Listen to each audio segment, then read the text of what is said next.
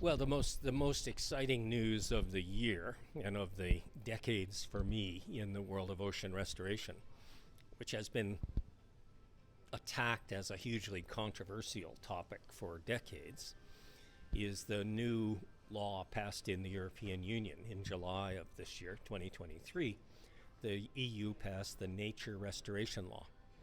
And the Nature Restoration Law calls for the European Union to using nature-based methods to restore its natural ecosystems, its seas and trees. And it's to begin immediately. And it wants to substantially accomplish that job by 2030.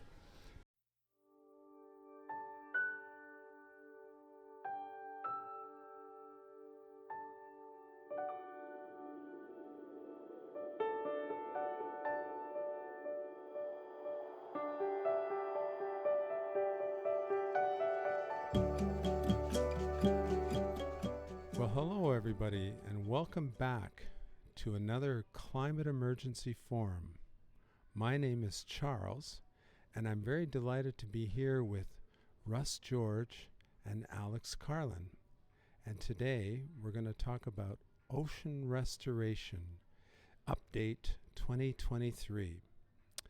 So I'm going to hand the mic over to Alex because Alex is a reporter himself, and he's going to ask Russ some questions about ocean restoration or ocean pasture restoration as well. So Alex, here you go.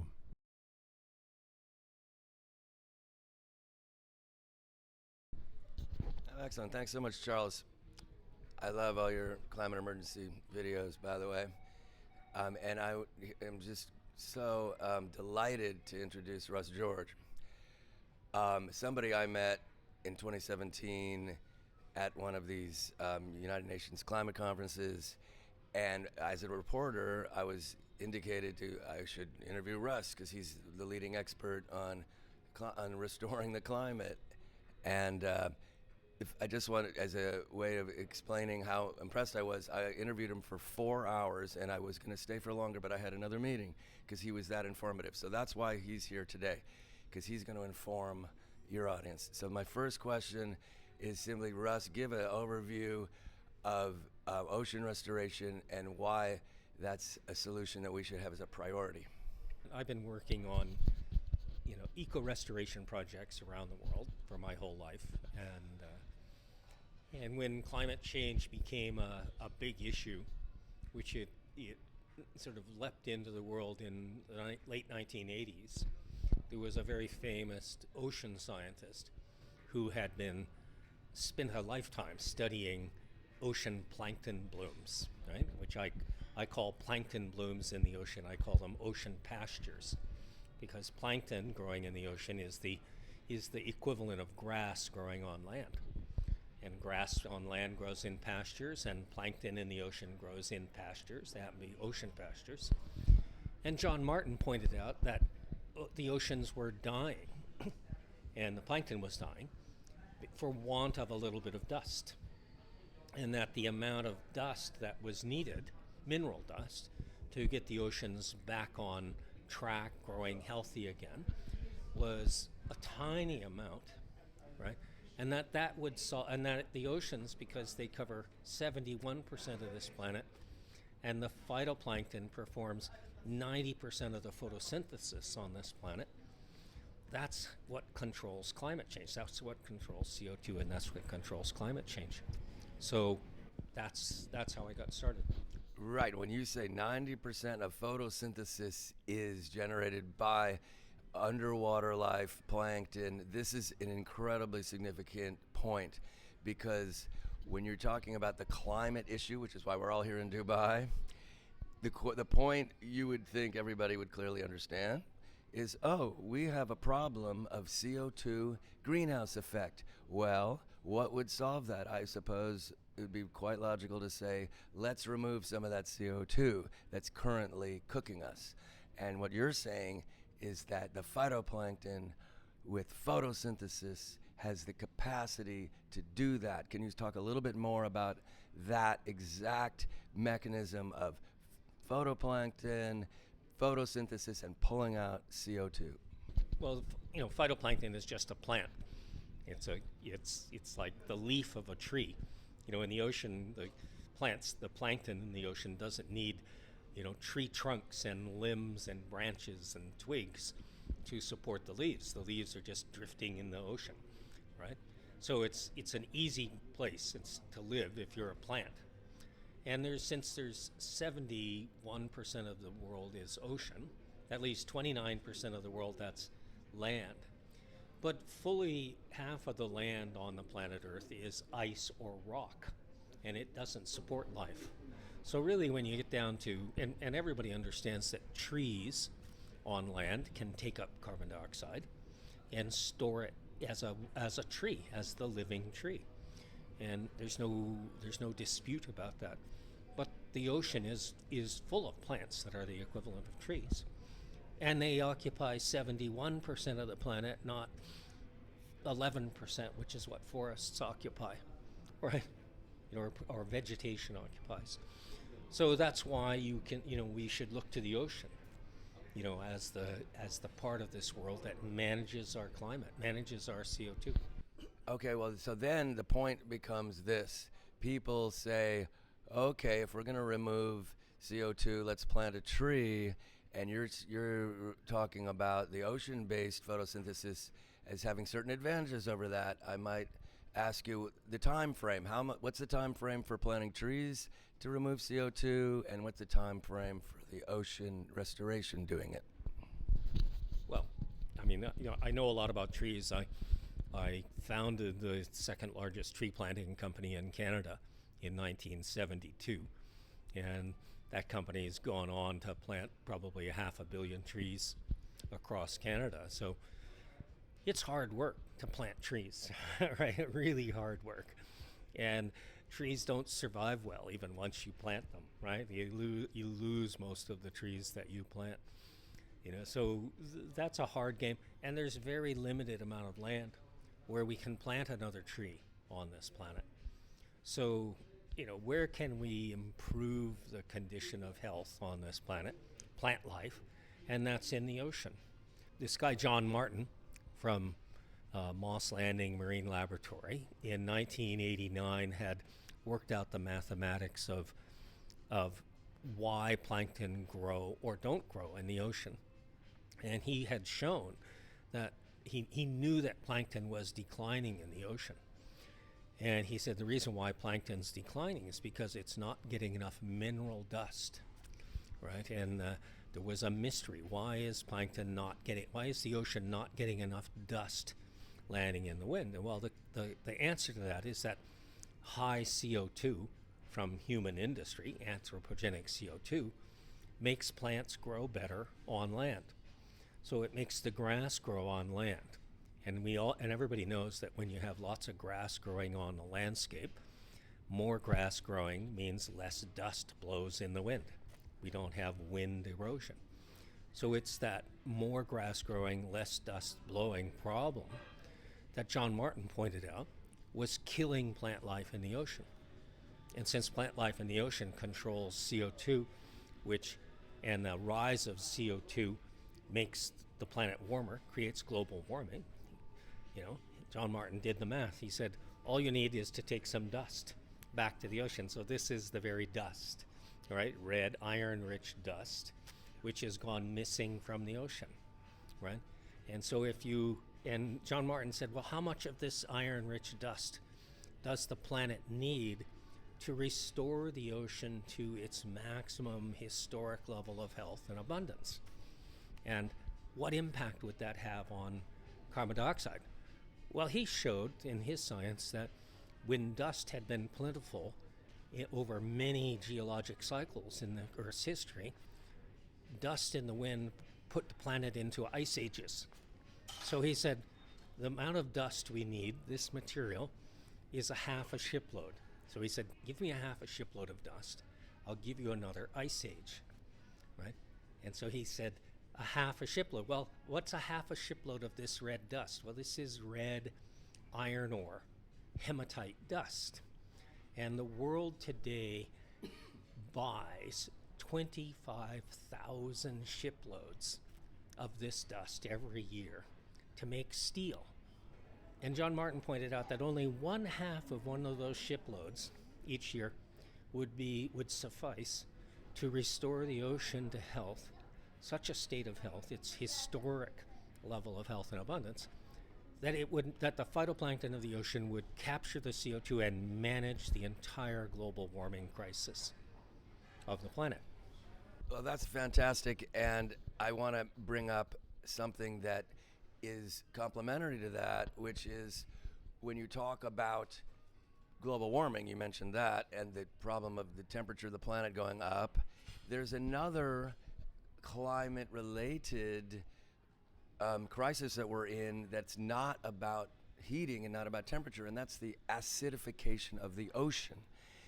The fact that ocean life is dying from too much acid. And I want you to talk about, what does plankton do when you restore the health and abundance of the plankton in the ocean? How does that affect the acid and acidity of the ocean and the killing of the life? Well, it's part of the phytoplankton's job. When phytoplankton captures CO2 in order to perform photosynthesis, to grow itself, right? That's it. Phytoplankton living in water captures the CO2 out of the water. But CO2 doesn't sit in water for long as CO2, because water is H2O, CO2 is CO2, so H2O plus CO2 gives you H2CO3, which is carbonic acid, which is great if you like soft drinks, right? That's what gives the tart flavor to our soda water, right? Our fizzy water. And so plankton, when they're growing, so if without plankton, the CO2 that enters the ocean all becomes carbonic acid, acidification. And there's the only solution to possibly treat that would be to put 1 unit of ground up limestone for every unit of CO2 that goes into the ocean, which is an impossible solution, right? But phytoplankton take up CO2 at incredibly efficient rates. So phytoplankton prevent the CO2 from bonding to water and becoming acid. So it's a simple solution. So when the phytoplankton's growing, they are the natural buffering agent that keeps the ocean at the proper pH, right? And so so growing the phytoplankton saves the world from ocean acidification instantaneously, right?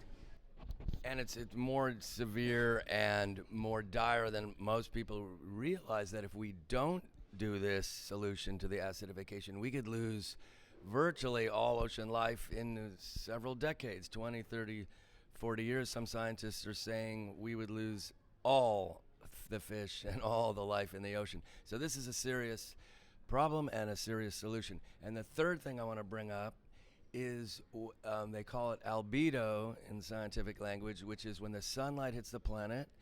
If it hits a white surface, it'll bounce back into space, and that's cool. That's a cooling effect. That's what the Arctic ice and Antarctic ice does a good job of up until today.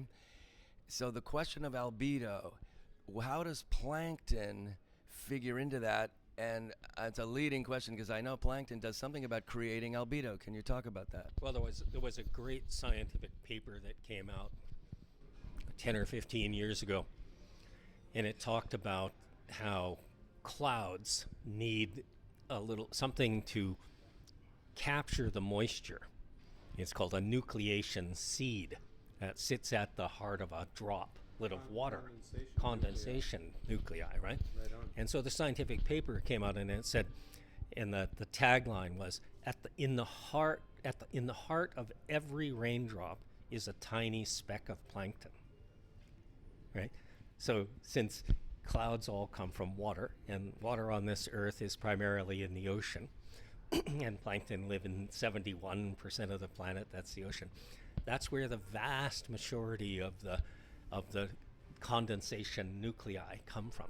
So plankton are a plant. And so if you've ever walked into a forest or walked into a rose garden and you've smelled the plant life there, you're smelling tiny biomolecules, organic molecules that plants constantly emit. And those are the molecules, those are the tiny specks that form the heart of every raindrop. And plankton, by far, form the vast majority of these on the planet. So when you have abundant plankton, you have abundant clouds. But today, the scientific community knows that plankton have been in decline. And we've known it for a long time. Back in the late 1960s and late 1970s, we saw the cataclysmic decline of plankton in the world's oceans. And it was such a crisis that the world scientific community said, how do we study plankton in the ocean? So they designed and built and launched the first ocean plankton satellite. And that satellite went into orbit in 1978, right? And its job was to quantitatively measure the decline of plankton. Well, today, from that satellite and many others of its kind that have been in orbit, we know that we've lost between 50 and 90% of the world's plankton. So between 50 and 90% of the world's cloud-producing capacity has disappeared. And so when the plankton come back, they bring back the clouds. And the clouds are, you look up at a cloud and it's gray on the bottom. But if you look down from an airplane when you're flying, it's bright white on the top.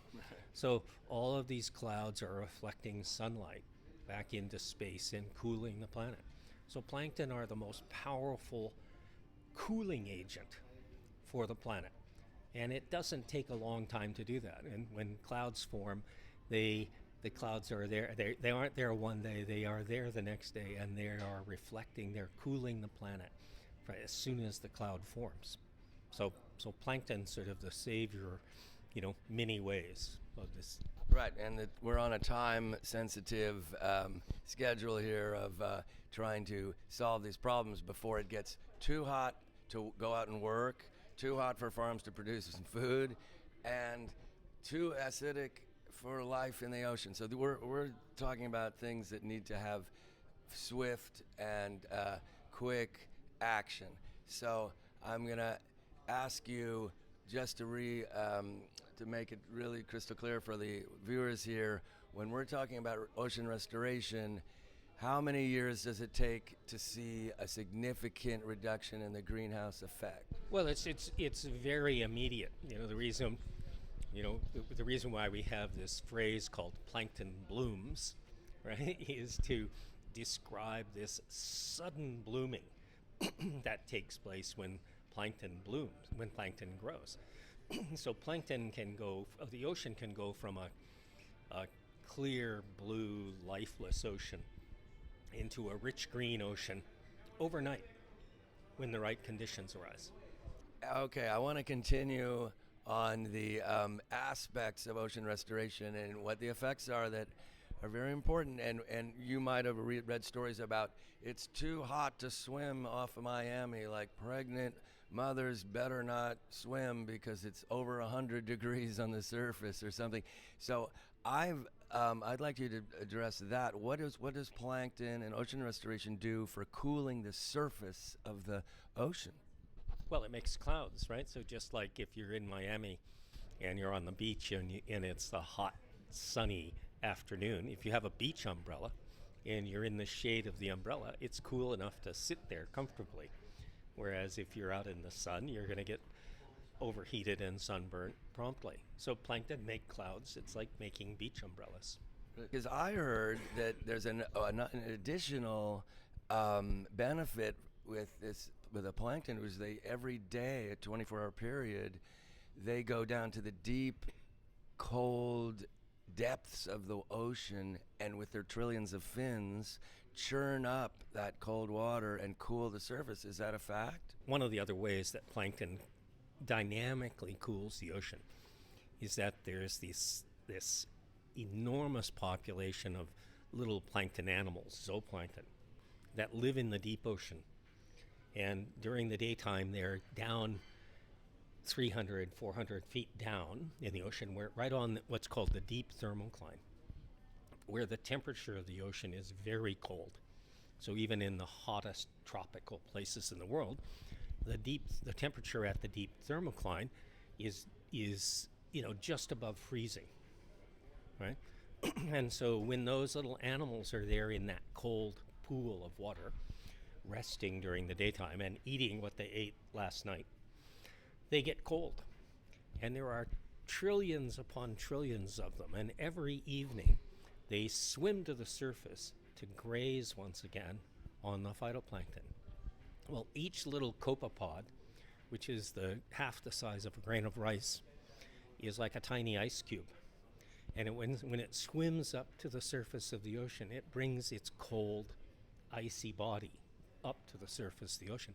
And they are in such enormous numbers that this is actually a physical cooling heat pump. So, if you have hot water and you dump ice cubes into it, the hot water becomes cooled. Well, hot water on the surface of the ocean with trillions of little tiny ice cubes swimming up to the surface, zooplankton, copepods, suddenly cools off, right? So this is an immediate effect that one sees in plankton blooms. And in fact, the copepods, when they swim to the surface, they were first noted in this. It's called the largest migration on Earth. Is the nightly migration of copepods from the depths to the surface. Because every morning before the sun rises, they swim back down, right? Because they don't want to be up at the top of the ocean in the sunlight when things that are bigger than them can find them and to eat them, right? So they swim to the depths, right? So now what we really need to talk about, I think, we're here at COP28. And so the focus of the media and the focus of the delegates is, well, where are we now, and what's actually gonna happen? We've had so much talking, we've had so much verbiage, so much discussions. What is the action? So could you just describe a little bit? Now, I just want to mention myself. I just came from Africa, and I saw indications that Africa is going to be the leader of the climate movement with ocean restoration and doing incredible things with that in terms of not talking, but actually restoring the ocean of Africa. And I wonder if you could talk anything about which parts of this planet are going to be, taking action, and how fast. Well, the most exciting news of the year and of the decades for me in the world of ocean restoration, which has been attacked as a hugely controversial topic for decades, is the new law passed in the European Union in July of this year, 2023. The EU passed the Nature Restoration Law. And the Nature Restoration Law calls for the European Union to using nature-based methods to restore its natural ecosystems, its seas and trees. And it's to begin immediately. And it wants to substantially accomplish that job by 2030. And in order to do that, they appropriated 8.3 billion euros per year to get this work done, which is actually more than sufficient. If only 10% of that were put into ocean restoration, that's more than sufficient to restore the oceans of Europe to their historic natural state of health and abundance, right? And that will take place, that restoration will be can be effectively accomplished easily by 2030, probably well before that. I think it will only take 3 years in any given location to get the ocean back to health. Well, that's fantastic, and I think it's fair to say that every nation has a duty and a right to restore any part of the ocean around the globe. Switzerland, a landlocked country, could restore the ocean out in the Pacific. Is that correct? Yeah, because most of the world's ocean is what people know as the high seas. It's beyond the coast, the territorial waters of nations. So the vast majority, 90% of the world's ocean is in the high seas. It's not within a territorial nation's boundary. So that ocean isn't no man's land. It actually is considered under international law, ocean law, as being the ocean commons. So every nation on Earth owns the open ocean just as much as every other ocean. So even a landlocked country like Switzerland has the authority to, and in fact the responsibility and duty to help restore its oceans, right? Which is a vast area, part of the planet. Right, and as we know, as a lot of people are aware, that ocean restoration occurred about 10 years ago in the area off the coast of Alaska and British Columbia from an indigenous tribe wanting to bring back their salmon. And if you could just mention, what was the results of that ocean restoration project? Well, yeah, and I've been working with the Haida people on the islands of Haida Gwaii in British Columbia for many decades, mostly prescribing forestry restoration projects and doing, eco-restoration help with the village. And they came to me in 2007 and said, well, we're the people of the salmon, and we no longer have enough salmon to feed our village that are coming back, so can't we restore the ocean? And they knew I was working on this ocean restoration work. So we spent years from 2007 to 2012 working with the village and the provincial government and the federal government and the National Research Council of Canada and every branch, and they dragged us through the typical Canadian bureaucratic morass of years of review. And from day one, we had to file every 90 days we had to file a report to the Minister of Northern and Indian Affairs, telling them what we had done in the past 90 days and what we intended to do the next 90 days. So we were probably the most rigorously, managed project in the history of Canada. And we raised the money, and the National Research Council of Canada agreed to pay half of the scientific costs, and the federal government gave us a R&D tax credits that were worth 40+% of the money that would be put in. So with the village and I, we worked like crazy, and we eventually raised about $2.5 million in cash and about the same amount of money in support funds from these federal agencies and organizations. And the province of British Columbia loved the project because it had a carbon tax in at the time, and so they worked with us for 2 years to develop our blue carbon credit methodology. That if we did the work, it would prove we could demonstrate with good sound science how many carbon credits we would produce from the work. And finally, we went out to sea. And when we went out to sea to do the work, it just worked. So I went out with 10 members of the village, and we mixed up 4,000 bags of this red mineral dust, made red muddy water on the boat, went back and forth across 100 by 100 kilometer patch of ocean, and changed the concentration of iron in the ocean, according to John Martin's prescription, from a part per trillion to maybe 100 parts per trillion, which is a million times below the concentration that fertilizers are effective at. And what happened? Overnight, right? Literally overnight, the ocean turned from blue to green. And since the company's name was called the Haida Salmon Restoration Company, which was a village-owned company, village-owned company, that was our goal, to bring back the fish. So the plankton grew. We had state-of-the-art scientific equipment. One division of Government of Canada gave us $2 $250,000 state-of-the-art ocean robots. We had the largest fleet of these ocean robots of any organization on Earth at the time. The famous Scripps Institute or Woods Hole in the USA only had one. We had two. There was insane jealousy, professional jealousy from those institutions. How dare a bunch of Indians from a remote, from a village of 853 Haida people on a island in the remote northern British Columbia ocean. How dare they, you know, try to perform a state-of-the-art ocean restoration project along with state-of-the-art ocean science. And guess what? It just worked, right? So the ocean bloomed.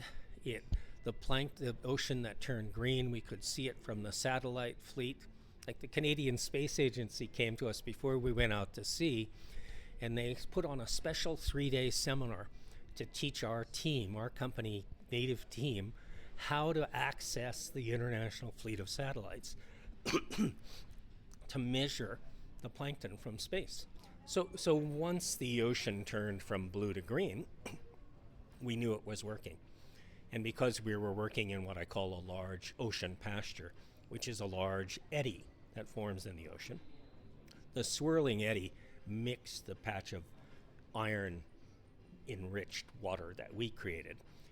That started as 10,000 square kilometers. That's what we treated.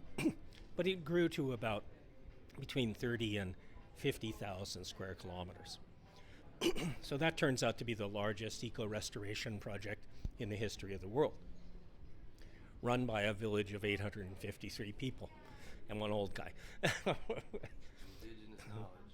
And so, did it work?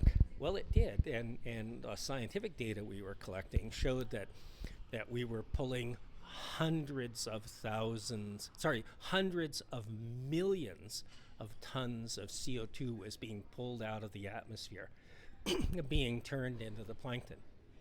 So much so that the CO2 sensors that we had on the ship that were constantly sampling the CO2 concentration in the air, when we sailed outside of the bloom, the pasture, we would see the normal earthly CO2 levels, right? The baseline. As soon as we would sail into the pasture, the concentration of CO2 in the atmosphere would plunge down because the plankton were literally sucking CO2 out of the atmosphere faster than the air could replenish it over this 50,000 square kilometer patch of ocean, right? So hundreds of millions of tons of CO2 were pulled out of the atmosphere. But the goal was to bring back the fish.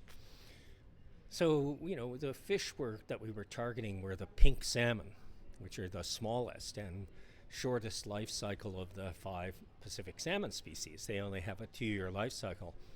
So we knew that the pink salmon that go out to sea every spring usually mostly starve to death. So getting to the story of what were the results in terms of the fish. So pink salmon were the perfect species for us to choose. And we chose a pasture that's close to Haida Gwaii, which is known as the Haida Eddy. It's legendary in the world of ocean science. And we knew we suspected that the Haida Eddy is the nursery pasture for the pink salmon. So we assumed that if we could restore the nursery pasture of the pink salmon, the baby pink salmon that swam out to sea, instead of mostly starving, would be treated to a feast. And so when would we see the result? Well, we wouldn't see the result for another year when the pink salmon swam back to their rivers and streams to renew their life cycle by spawning. So the very next year, we were waiting eagerly to see what the returns are. In Alaska, which has the largest catch of pink salmon in the North Pacific, they were expecting to have an extraordinarily good pink salmon catch that year of 50 million fish. And their forecast is never off by more than 5%, right? And so they started fishing pink salmon in Alaska the very next year, and instead of catching 50 million fish, they stopped catching pink salmon after catching 225 million fish, which is the largest catch of pink salmon in all of history. And they only stopped catching at 225 million because there was no longer any place on shore that could receive another fish. Every fish processing plant, every fish buyer was overstocked with salmon. We kept getting reports from native villages up and down the coast that every little stream, no matter how small it was jammed with pink salmon. that year. So we think we actually brought back 500 million additional fish. So it was the greatest pink salmon miracle in all of history. So now I just want to bring up being here at COP28 in Dubai, that overall I think it's fair to say that the delegates here and the leadership and the people at home reading have this sort of general understanding. They believe in what has become a mantra for the subject of climate, which is the solution is reducing emissions and phasing out fossil fuel.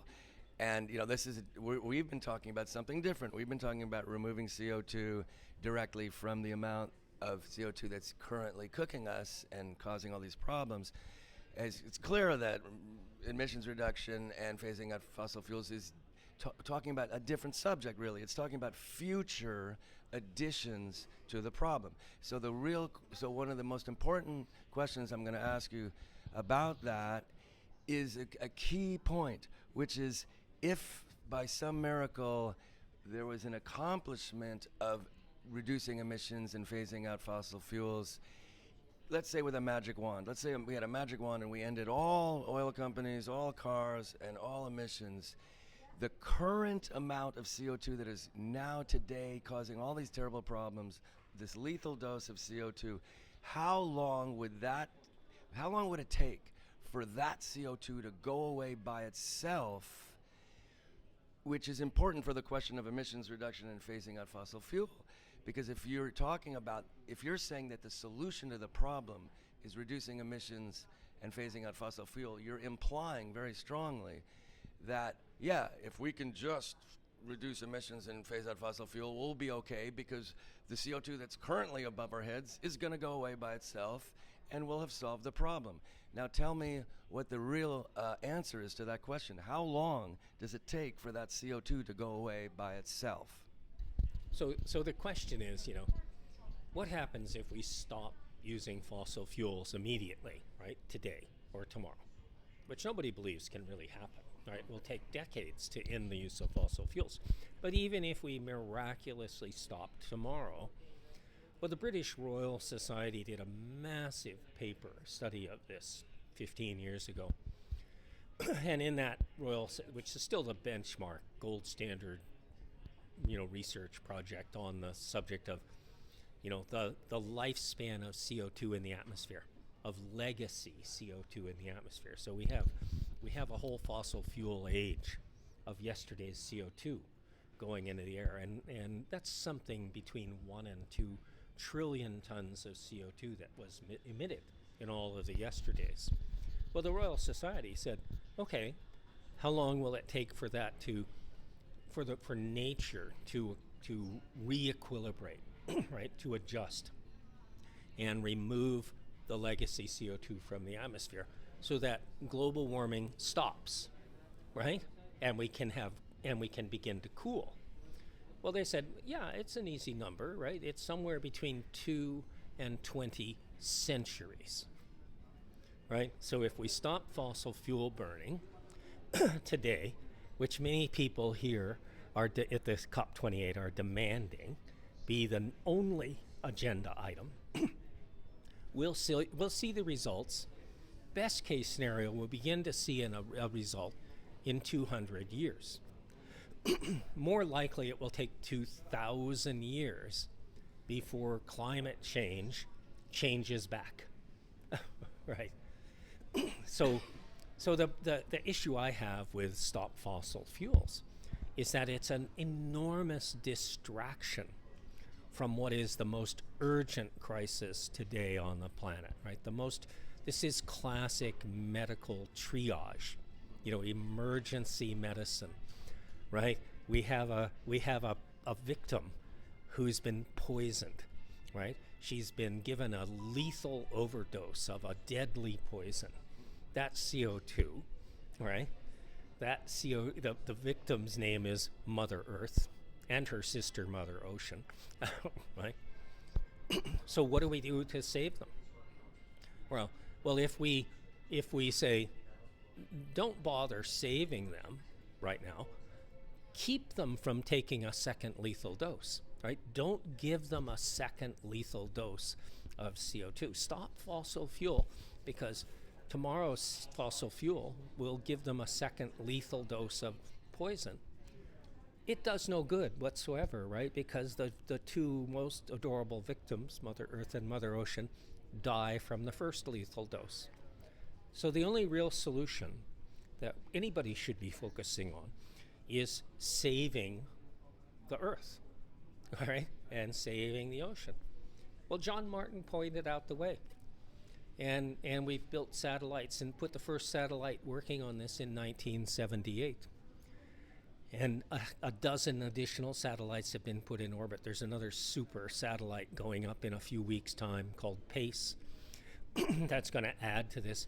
We've spent billions of dollars and 50 years researching the phytoplankton of the ocean and how we can take care, how we can restore them to their historic level of health and abundance and make them bloom again. And as John Martin pointed out, they have the capacity to immediately heal the planet, right, of yesterday's poison. Now, we don't want to give it another dose. Second, we don't want to chase the healing therapy with a second lethal dose. But number one, give the healing therapy first, right? Heal the patient first. We can fight over the stomach. pump their stomach, right? And heal them, bring them back to life and health, and then we can engage in the battle about stopping the second lethal dose. But here we run into problems where people say, no, don't allow ocean restoration to take place. So even though the European Union has now made it against the law to not engage in ocean restoration, the U.S. National Academy of Science and the major U.S. scientific institutes in the United States have a statement out saying that their recommendation is that ocean restoration must not be allowed to proceed for at least 10 years. And that in any case, any level of work that goes on in the next 10 years, no private sector science work or technology work should be allowed. In fact, private sector science, ocean science, must be outlawed. That's the policy of the U.S. National Academy of Science. Are they saying that in terms of because we, the academics, need another 10 years to make sure it's okay? Is that what they're saying? They're saying that because they insist that 50 years of academic research, institutional research, and billions of dollars poured into those academic institutional pockets isn't enough, right? The solution couldn't possibly be at hand. Those 50 years of work and billions of dollars isn't enough. So don't allow a solution to arrive. It's like when the internet was invented. I'm old enough to know that before the internet was invented, I used to have to send my electronic mail using a telex machine, right, which was a telegraph machine, and I had to pay per character. So I had to keep my messages short because it was very expensive. And when the internet arrived, there was a huge fight from the scientific community that had invented the internet to not allow the internet into the public, right? Because it would kill the telex industry and it would kill the fax machine industry, right? And so they said, don't allow free electronic communication to occur. Don't solve the problem that electronic communication might help save the world. Don't do that, because it will limit money. Somebody won't be making as much money as they are today. Right. So, I mean, the point is that we're in a really serious, urgent, existential crisis, and the things you're just referring to are these sort of more, mundane and provincial and things that shouldn't carry the day. What should carry the day are life or death issues being solved with real solutions in time. So I just want to again ask you, you mentioned the EU. What other parts of the planet are you sensing are getting that that feel that momentum to actually do some real solutions here before it's too late? Well, everywhere in the world is moving on ocean restoration, or what I like to call ocean pasture restoration, because it's good to restore coral reefs, right? Okay. It's good to, grow some extra kelp or some seagrass on the shore, plant some mangrove trees, but those are 1% of the ocean solution. So as much as they're great to occur, like we should plant every tree we can in the world, but there's not enough room to plant enough trees to save the planet, right? So, but every tree saves a bird or a bug or a creature, right? And helps. But the ocean is waiting. The ocean pastures, the phytoplankton blooms of the ocean, and the productivity of the ocean has historically been there. We know that the ocean is an ecosystem that responds in blooms, right? And so, to bring the ocean blooms back, John Martin showed us, we only need, 1/2 of the 25,000 shiploads of iron dust that the world consumes to make steel.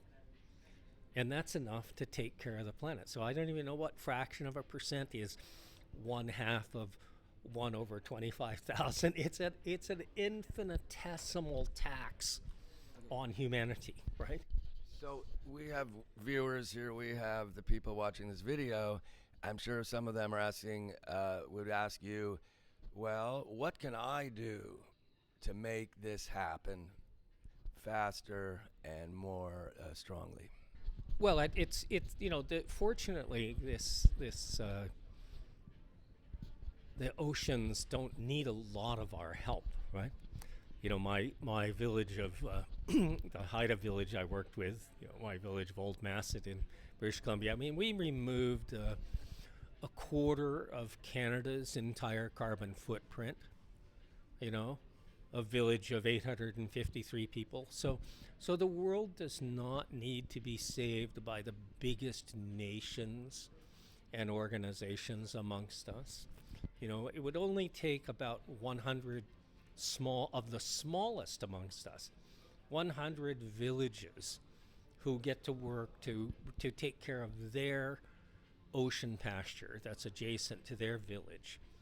That will be sufficient to save the entire planet for all of the rest of us, right? So if I'm sitting in Chicago, I might consider going to a fishing village in French West Africa and starting a little business there of restoring the ocean off in the Gulf of Guinea. Is that the kind of thing you're referring to? Or how would somebody watching this video feel like they could really contribute to this? This doesn't work near the shore. It only works hundreds of miles out to sea. High seas. Yeah, on the high seas. And So, that's an important distinction. that's an important. So you can't really, as an individual, you really can't do it. It also only works at an ecological, precise level. So, not every speck of iron that lands in the ocean produces a sustainable, successful, blooming pasture, right? All of it will produce some photosynthesis, but an ocean pasture is a self-sustaining ecosystem. So when the plankton grows at the surface, the first thing it does is it sends out a low-frequency sound signal. And that sound signal is of such ultra-low frequency that it travels thousands of miles across the ocean unattenuated. So everything in the ocean hears the dinner bell, which is a low-frequency thump, thump, thump. It's Mother Ocean's heartbeat. And everything. So in our Haida ocean pasture, before the pasture bloomed, we were looking for whales and seabirds and everything that we could see. And we would count 1 or 2 whale spouts per day. And we were covering hundreds of miles. We were looking over thousands of square kilometers of ocean. So the whales were very, very rare, right? And the seabirds, we would see little clumps of seabirds, 2 or 3, a few times a day, dipping into the ocean. But when the pasture bloomed and the pasture sent out its call that there was an abundance of food available, the first thing that happens is the seabirds arrived. So one morning I was on the boat, and and just as dawn was coming up, I was on the bow of the boat looking out over this dark, empty ocean, and suddenly and as the light began to happen in the sky, I could hear birds in the sky, and I said, "Well, there's a lot of birds." In fact, the bird sound became so loud I couldn't hear the engines on the boat anymore. And as dawn rose, the sky was dark with tens of thousands of seabirds who had flown in to swoop into the ocean plankton bloom to feed. And then the bloom continued, and we had the great whales arrive. So the blue whales arrived, the fin whales arrived, the sei whales arrived, all of the great whales arrived. And we had so many whales that one day I put an observer on each quarter of the boat, looking out at their quarter of the horizon. And I said, okay, for 1 hour, just make a tick mark on your pad when you see a whale spout, right? We couldn't keep up with the numbers of whales that had come to the bloom. And the whales were, not only did they come to the bloom, they came to us. So here we were, a small ship in the middle of the bloom, studying the bloom. I think they knew it was us, because one morning the whales were there, and the captain of the boat, started dancing around, and he was a naturalist, and he said, "Russ, come here, quick." He says, "Look at this coming up to the front of the boat. Here's 3 fin whales, which are the shyest of all whales in the ocean, are the fin whales." Yeah, they're the second largest whale, very shy. And here's a mother fin whale with a newborn calf and another fin whale, and they swam right up to the bow of the boat. And the boat was stopped. We were making water samples, scientific samples at the time.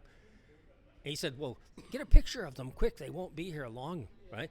Well, they stayed with us, 20 feet from the boat for an hour, right? And kept sitting there and looking us in the eye, and no one would ever have dreamed of making a friendlier eye contact with the beautiful woman in the bar as seeing those fin whales, making, this appreciative eye contact with us. So the animals came, all of ocean life came, and the seabirds came. And in addition to, the fish coming back the very next year, there was a wonderful story about whales. So orca whales in the Pacific Northwest, we know, feed mostly on salmon. So we started looking at what was happening with the orca whales. So at exactly 1 gestational cycle from the following year, when the salmon came back, the reports throughout the Pacific Northwest was of the largest baby boom of baby orcas in history occurred, right? Because good maternal nutrition grows healthy babies, right? Okay, so, we've had a great chat with Russ and Alex here. And Russ, it's really great being able to interview you in person. I think what a difference it makes to meet the man in person. And great, Alex, too, having you here, because you're so well versed on all of this. You're a student of Russ, and you've studied it yourself. So, it's helpful to have somebody that can really ask the right questions. So that's great. So now, as part of this program, because Alex is a musician, and Alex, maybe you want to just talk a little bit about your Africa tour activity. Yeah, I just arrived here from French West Africa, and it started a year ago exactly at COP27 in Egypt, when I was at the African Pavilion with some people I was meeting from, just becoming friends with, from Togo and Ghana and Cote d'Ivoire and Benin, and this songs just emerged from just improvisation, but we were singing like Togo will be the leader, Benin will be the leader, and finally it became Africa will be the leader. And it became, when I stopped singing it, the entire Togo pavilion started singing it without me. So I realized I had a hit on my hands, like an anthem, like we are the world, we are the children. And I just realized, so at that moment, the lead delegate from Cote d'Ivoire had invited me to go to Cote d'Ivoire and talk about ocean restoration. So what I did is I went there 6 months ago to meet him and talk with the people in the government there, but that was during the day, every day for a week. But every evening, I was in the reggae bars and I was meeting musicians, and they threw me on a stage with the best reggae band I've ever seen, and I started singing that song that they'd never heard before, and they played it perfectly without ever rehearsing it, and that just generated what happened in November, which was the November tour that I went back for, which was called the Africa Will Be the Leader Africa Climate Ban Campaign. So we did 4 nations, the 4 nations I mentioned, Cote d'Ivoire, Ghana, Togo, and Benin, in French West Africa. We did 4 events where each event started with a press conference where we talked about ocean restoration and plankton power, but we also had indigenous people coming from the hinterlands of each nation coming down, and we would just listen to what we didn't already know about what we should be doing while we're waiting for the plankton to repurpose the CO2. The indigenous people have ideas of, have knowledge about how we should be living better and not suffering so much, and so we can be still alive by the time we solve climate problems, right? So that was the press conference concept. And then we would go into the concert. So we would have local bands joining us, and we would do a concert in these great venues. So we did 4 events. And we're doing another one on Friday here at COP28. We're doing an event at the Climate Life Pavilion at B7 Building 90. And then we're going to, after this COP28 is over, we're going to create the We Are the World video, we're going to get, just like in We Are the World, where they had cameo lines by Bob Dylan and Michael Jackson and Bruce Springsteen, we're going to have African stars singing 1 line each, and we're going to put together a video, all kinds of exciting visuals. And what? Well, Jesse David, yeah, absolutely, Jesse David. Jesse David's great, and when we're going to, we're going to put that video worldwide as a propeller to the 2024 Africa Will Be the Leader tour. So we're going to go to all the other African countries in 2024.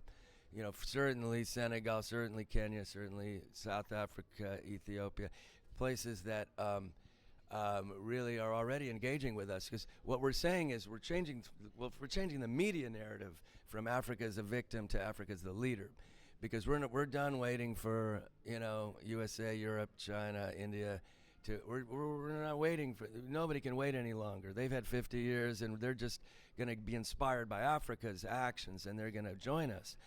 But the lead is coming from Africa, in my opinion, at least from what I've seen personally on the ground.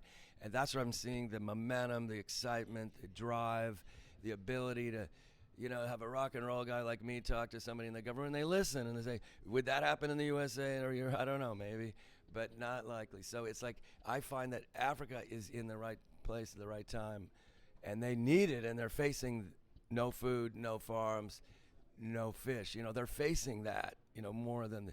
So at this point, I want to. Yeah, it's existential, and the song has been driving it. So I like to play you a little bit of that. Africa will be the leader. Africa will be the leader. Africa will be the leader of the climate solution today. There's a climate solution today, and Africa's leading the way. No more waiting for action from anywhere, 'cause Africa has the action plan. Indigenous knowledge to power local solutions. You can join us, yes, of course you can. Africa will be the leader. Africa will be the leader. Africa will be the leader of the climate solution today. There's a climate solution today, and Africa Africa's leading the way. Plankton power. Plankton blooms bring down the CO2, and they create white clouds which cool the planet too. And they stop ocean acidification, and this'll be done from any African nation. 'Cause Africa is leading. Africa is leading. Africa is leading the climate solution today. There's a climate solution today, and Africa's leading the way. Restoration of the plankton is the key, which first is bringing back the fish. And then the greenhouse gases become much less because of the rising photosynthesis.